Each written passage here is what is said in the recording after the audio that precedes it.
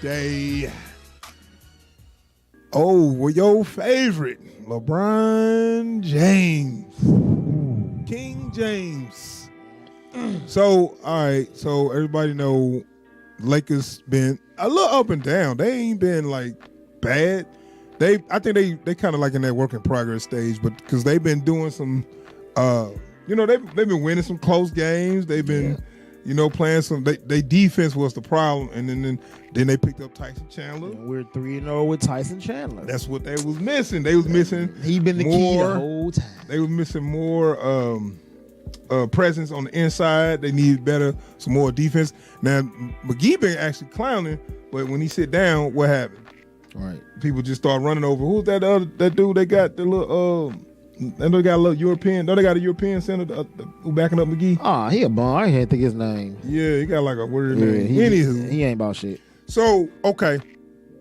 So LeBron said he released a statement, said that Heidi said I almost cracked. I almost cracked, but I had to refocus myself with some bullshit.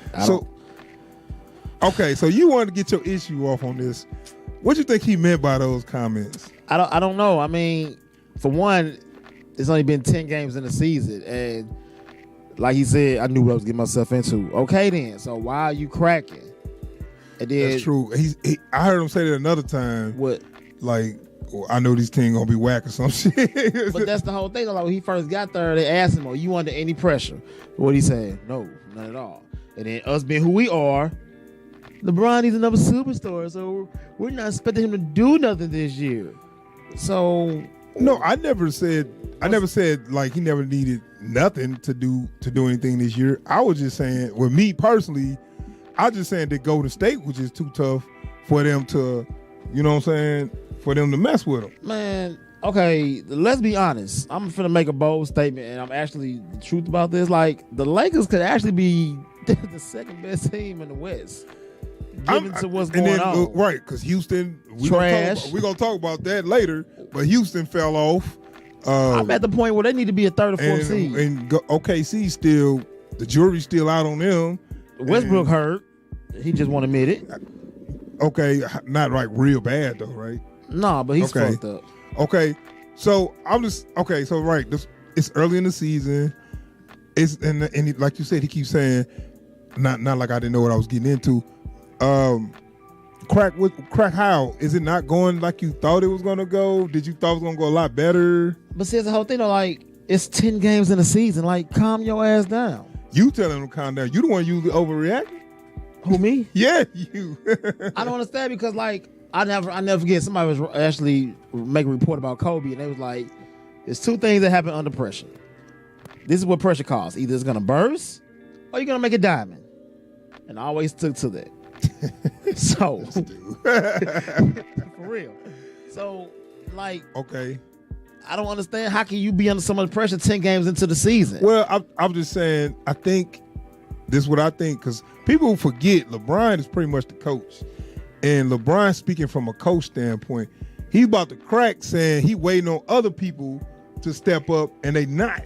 And I already know one person that that's what he means. One person he depended on. And he talking about the coach too. The coach too, but there's one player that he really disappointed in. Who? I am too. He on my fucking fantasy team. Ingram? Yeah. Ingram took a step back. He did. He don't know how to move with LeBron out. That's what I'm saying. It's all about them playing together. Yeah. And I think he's traded. He's done. You think so? Yeah. It ain't gonna work. So, but I think that's what he's talking about.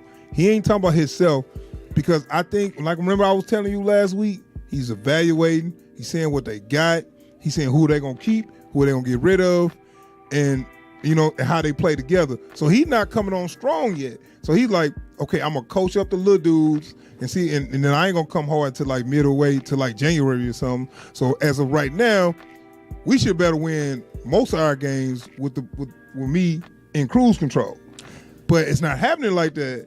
You know what I'm saying? So he's like, now I gotta put up 40 points and triple-double every night just for me to win. Which they're not. Which he ain't. I know what I'm saying, and that's what I'm saying. So he's saying, if that's the case, then I don't know what I got, because I shouldn't have to do that. So that's why he evaluating. He evaluating, see what I got. And when he said I'm about to crack, it's saying, okay, I'm about to get mad because I thought y'all was ready to go, and I see y'all ain't. Coming from a man that's missing free throws. That's it? That's all you got? I'm telling you. That's two wins right there. Him hitting free throws. So, okay, just him hitting the free throws, that's the only problem? I mean, no, but then it's like they're starting to come together. Like, you know, Lonzo Ball didn't play no preseason, so he had to get himself together. He had to get his role. Yeah. Rondo had to get his role. They didn't even plan on making him the starter, though, right? Rondo was going to be the starter. I mean, he's still the future of the team, though. Well, we talking about this year, okay? I mean, yeah, but you still got to get your feet wet. All right, I understand, but also we can talk about Luke Walton, too. I don't think he's going to stay, bro. I think he is. I think he's good. I mean, I don't think they're going to make that move this season. I think after next season. Maybe after next season. I'm sorry. After this season. No. Next season, he's going to be, they're going to move on. No. Okay, let me see more on what's going to happen this season. It depends on what's going to happen this season. Because what I'm saying, the way the West is looking, they might not get to the 2 seed, but they better be a 4. Because the West of the West, it's like LeBron get the best fucking look, I swear to God. Now the West look like they fucking whack. And I don't want to say they're whack because he came over to the West. Because now we lucky just because the West falling off. Because I was finna praise him. I actually finna praise LeBron, believe it or not, because I was like, damn. Maybe LeBron is that good that he just made the East look whack. But then he turned around and do this shit. So right now I was going to praise him because the East is open now.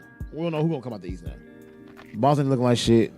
Okay, your Boston having issues. Philly picking up. Toronto going to be Toronto. Philly just got Jimmy Butler. So Toronto going to be Toronto. And Toronto looked like they was the best team. But Philly looking real strong. Real strong. Yeah, but they saying Embiid and don't get along, which we know they will. Who? Him and Ben Simmons don't like each other. Oh, really? Yeah. Already? And so you gonna add? But winning, Butler, dumbass. Winning cures everything. We gonna see. Okay, but yeah, I just feel like what he meant by cracking cracking is he trying to see these young dudes and they ain't stepping up like he thought they was. Oh, not that cracking. Anyway, I'm just saying, that's what I see. That's what I see from the beginning of the season. That's why I'm looking like LeBron ain't really going hard. I just been peeping that since game 1. Hey, if he trying to coach and be a facilitator, I understand that. But what he got to understand, but he also trying to step back and let them win without him. And then it's like, well, if y'all can't win out without me, then I can't do nothing with none of y'all. Damn, nigga, but you the GOAT. So it's like, what the fuck? That ain't the point. I just want to see that GOAT. I'm gonna turn it on in January. We gonna see. So if you can't at least get me to a decent record up to January, then I'm gonna have to let your ass go. Hey man, we 3-0 with Tyson Chandler. We ain't 3-0 with LeBron. What the fuck you talking about, man? Shut up, Wilbur. God damn it. What the? Anyway, moving on home. Magic, but LeBron had something to do with that too. So, thanks, LeBron. So, yeah, and I just feel like if Luke Walton don't get on LeBron page, he gonna be out of there too. What you think? I don't know. I mean, shit. Who Magic Johnson's gonna replace? So, okay, real quick, who gonna get traded when that trade deadline happens? Ingram. You probably trade Ingram and Hart for a superstar. Ingram, Hart, and he likes Stevenson too much. He like Ron. He respect Rondo. Yeah, Ingram and Hart. Ingram was his dude now. He was, high on Ingram before he got there. Yeah, but Ingram took a step back because it's only a few games. Let's give him a little more time. But you got to when the trade deadline? February. So you got to then to kind of get on his page. February 8th. But you're gonna have to get on his page. Period. Or you can trade it in the All-Star game like they did Boogie Cousins. Yeah, well, that's fucked up. All right, so we'll move on to our next story, man. Next story.